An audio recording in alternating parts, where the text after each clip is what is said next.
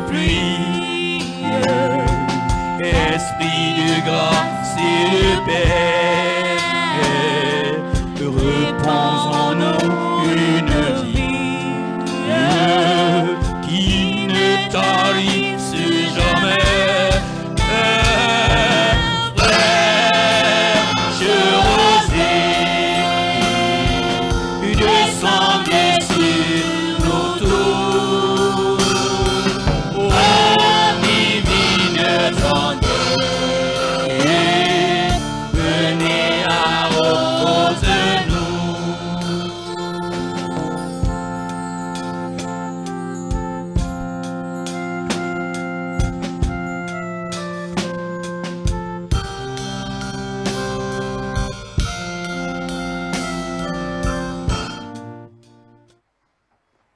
Yes, my beloved, this is the time of the word.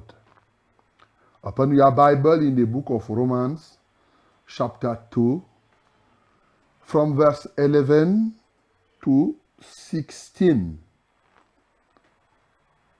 Mesdames et messieurs, voici le temps de la parole. The best moment of the day, le meilleur moment de la journée. Alors, ouvre ta Bible dans Romains chapitre 2, du verset 11 au verset 16. Nous lisons tous ensemble au nom de Jésus-Christ. 1, 2, 3. Car devant Dieu, il n'y a point d'acception de personne. Tous ceux qui ont péché sans la loi périront aussi sans la loi. Et tous ceux qui ont péché avec la loi seront jugés par la loi. Ce ne sont pas en effet ceux qui écoutent la loi qui sont justes devant Dieu, mais ce sont ceux qui la mettent en pratique qui seront justifiés. Car les païens qui n'ont point la loi font naturellement ce que prescrit la loi. Ils sont, eux qui n'ont point la loi, une loi pour eux-mêmes. Et ils montrent que l'œuvre de la loi est écrite dans leur cœur. Leur conscience en rendant témoignage et leur pensée s'accusant ou se défendant tour à tour. C'est ce qui paraîtra au jour où, selon mon évangile, Dieu jugera par Jésus-Christ les actions secrètes des hommes. Amen. Voilà la parole vivante de l'Éternel ce matin. Bien-aimés, sois attentifs parce qu'il y a des vérités qui sont dites ici.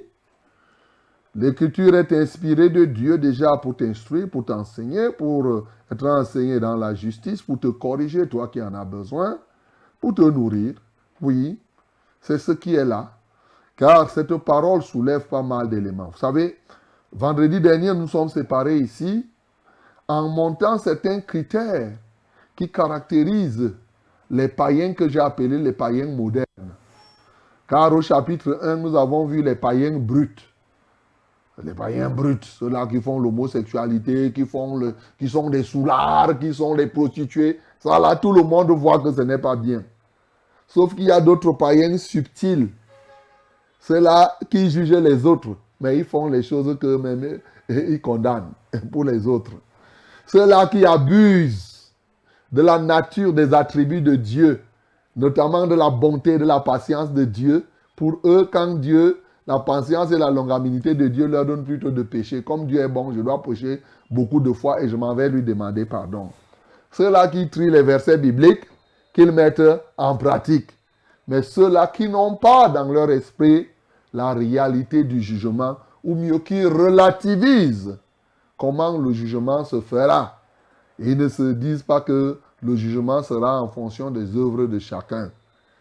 Bien-aimés, ce matin, nous voulons continuer sur une déclinaison que la Bible nous donne déjà ici, en nous donnant une précision, c'est que Dieu ne fait exception de personne. Ça se dit plusieurs fois. On le lit plusieurs fois.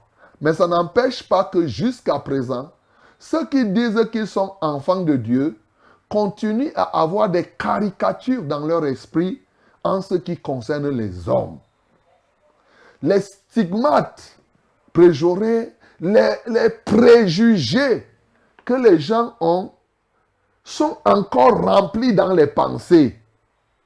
De sorte que même ceux qui sont dans la foi, il est facile de dire, bien qu'étant enfant de Dieu, on va stigmatiser, on va te dire que les Wondo se comportent comme ça, le Bamileke se comporte comme ça, l'homme nordiste est ceci. Ce genre de stigmate reste encore dans les pensées de ceux qui disent qu'ils sont enfants de Dieu.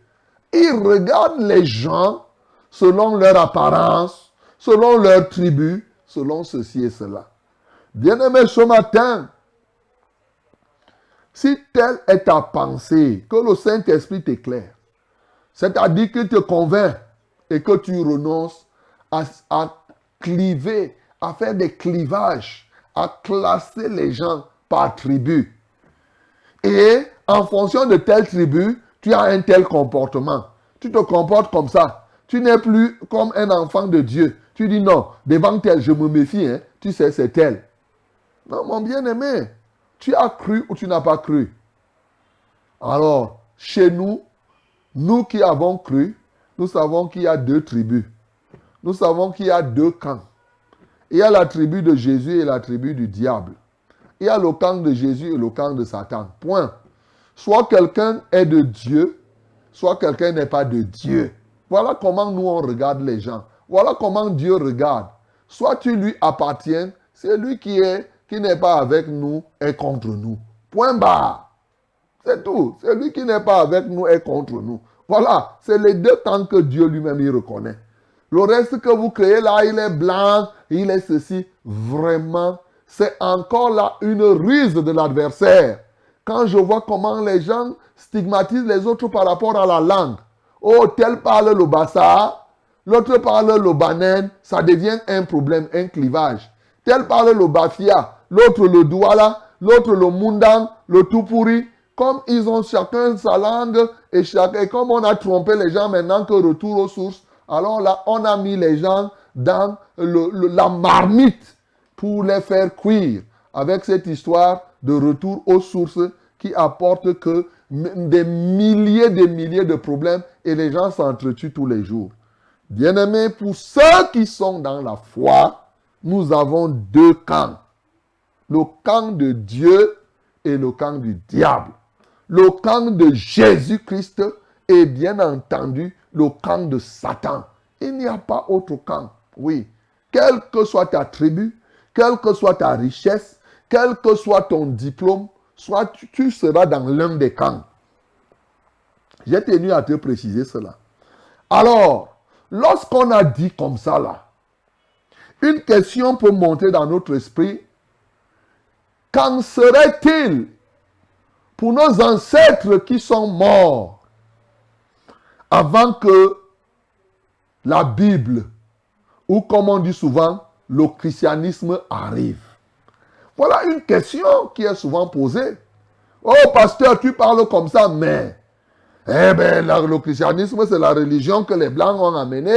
N'est-ce pas? Le christianisme est entré en Afrique en 1900, Tantapion, et tout. On raconte l'histoire. Alors, ce que les ancêtres faisaient, non, nous, on doit partir là-bas. Voilà un problème réel qui continue à égarer les gens aujourd'hui, qui est soulevé dans ce cas. La Bible nous dit quelque chose. C'est que tous ceux qui ont péché sans la loi, c'est-à-dire que tes ancêtres, eux, ils n'avaient pas eu l'occasion de connaître la loi, la parole de Dieu. En ce temps-là, à leur époque, c'était seulement les Juifs qui connaissaient cette histoire-là, la loi. Eux, ils n'en avaient pas. La Bible décrit qu'il y a des gens de cette nature. Ils pêchent, mais sans avoir eu à connaître les 10 commandements. Prenons ça terre à terre comme ça là. La Bible ne dit pas que comme ils ont péché sans avoir eu les 10 commandements, ils vont aller au ciel. Ils périront sans la loi. Alléluia. Écoute bien. La Bible dit que ceux qui ont péché périront aussi sans la loi. Parce qu'ils ont péché. Mais qu'est-ce que le péché de ceux qui n'ont pas la loi? Voilà la réalité. Comment on va reconnaître le péché? Est-ce que c'est le discours de Moïse ou bien comment on reconnaît leur péché? Alors, la Bible nous donne de manière claire. Et bien sûr, il précise que tous ceux qui ont péché avec la loi seront jugés par la loi.